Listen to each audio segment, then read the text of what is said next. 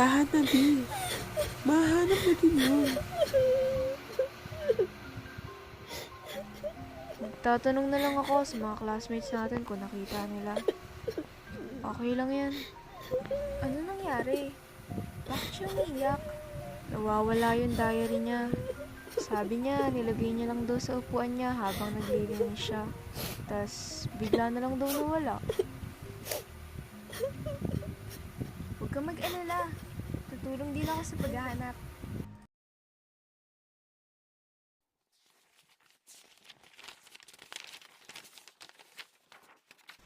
Hoy!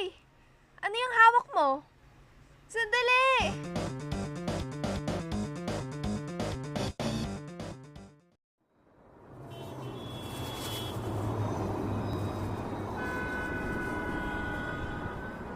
Ano ba yan?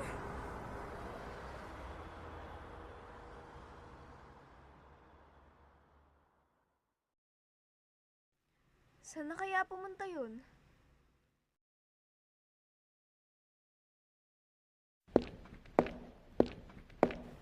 Wait lang. Hay nako, ikaw bata ka. Kung ano-anong gulo na naman ang pinagkagawa mo. Aray! Sorry po sa abala. Kinuha po kasi. Okay ka lang ba, iha? Oy, halika. Tumayo ka riyan. Salamat po. Ikaw! Ba't ka nangunguha ng gamit, ha? Hala, ate, nangahalongkat lang ako ng papel. Wala pa akong kinuha na gamit sa inyo. Anong wala? Kinuha mo kaya diary ng kaklase ko? Sorry po. Okay lang. Thank you.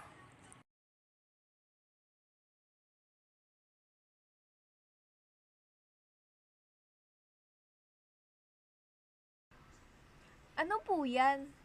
Eto. Ginagawa naming pambalot yang mga papel. Maski punit o maliit, binibigyan namin ng bagong buhay ang papel. Gusto mo bang makita? Sige po!